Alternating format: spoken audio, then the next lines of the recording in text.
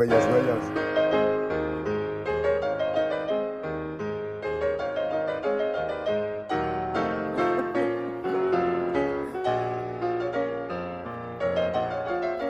Le romantisme, merci, vous avez reconnu, merci de nous passer quelques notes de cette excellente musique de Chopin. Pourquoi Chopin? Pourquoi la Pologne? Parce que d'abord c'est son pays, parce que on célèbre en ce moment le 170e, je crois. Anniversaire de sa mort, effectivement, et c'est vrai que le nom plusieurs de famille... événements, j'imagine. Oui, plusieurs événements, bien évidemment. C'est vrai que le nom de famille de Chopin nous laisse penser qu'il est français, qu'il nous appartient. Il a passé tellement de temps à Nohant, dans Montberry.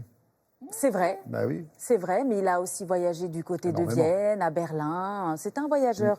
Mais quand même, il est né en Pologne, du côté de Varsovie. Sa mère était polonaise, son père était français. Il était français, hein, effectivement. Oui. Donc il aurait pu avoir un nom très français. Voilà, mais là, non, parce que ce qui est rigolo, c'est que pour les Polonais, Chopin, ça sonne vraiment étranger. Mais Chopin est considéré comme un enfant du pays. C'est un Varsovien pour les Polonais. Voilà, ça ne se discute même pas.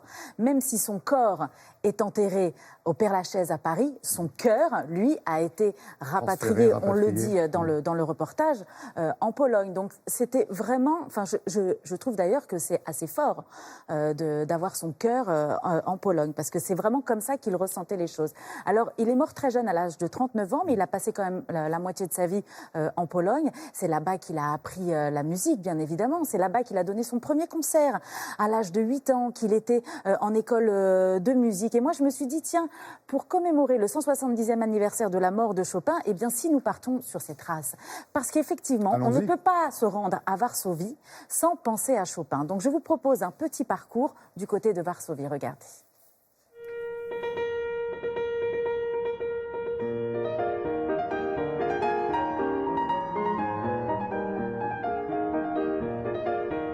Nous sommes maintenant à Żelazowa Wola. C'est le village situé à 50 km de Varsovie. C'est la maison où est né Frédéric Chopin.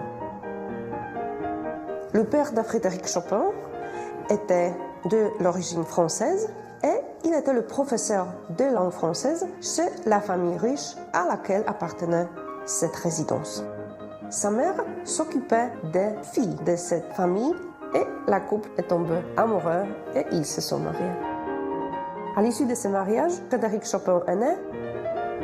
Dans les années 30, la Pologne est devenue indépendante et a voulu faire voir à tous nos célébrités, nos personnages importants.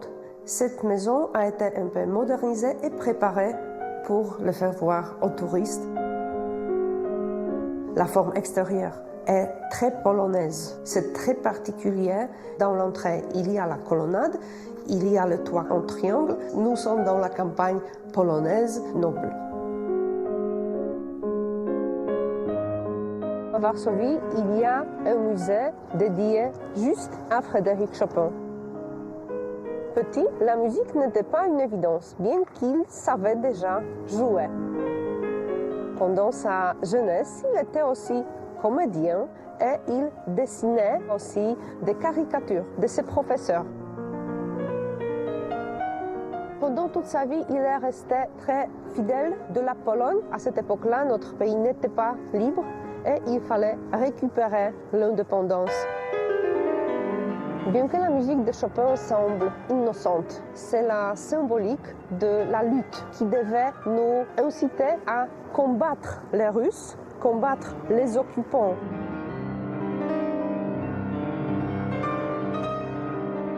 La pièce maîtresse du musée, c'est le piano donné à la fondation de Chopin par une de ses élèves, Jane Stirling. Les femmes étaient une partie importante de la vie de Frédéric Chopin. Il y a une Française, son amant préféré, Georges Sand.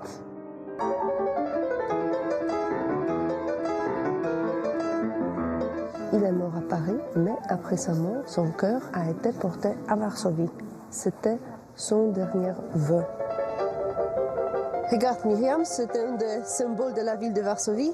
De nouveau, la statue de Frédéric Chopin dans l'ancienne résidence d'été du dernier roi de Pologne. 170 années après la mort de Frédéric Chopin, la ville de Varsovie vit toujours au rythme de la musique de Frédéric Chopin. Voilà, alors évidemment, tout ce que je viens de vous montrer dans le reportage, ce n'est qu'une petite partie des choses que l'on peut visiter sur le thème de Chopin. Il y a encore l'église de la Sainte-Trinité où il a joué à 15 ans devant le tsar Alexandre Ier. Il y a aussi son lycée, son école de musique. Et puis cette année, encore plus que les autres années, de mai à septembre, beaucoup de concerts et souvent gratuits pour rendre hommage à Chopin à Varsovie. Comme hommage qui sera rendu également en France, j'imagine, au Festival de Nohant. C'est vers la fin, au début de l'été. Pardon. Merci Myriam.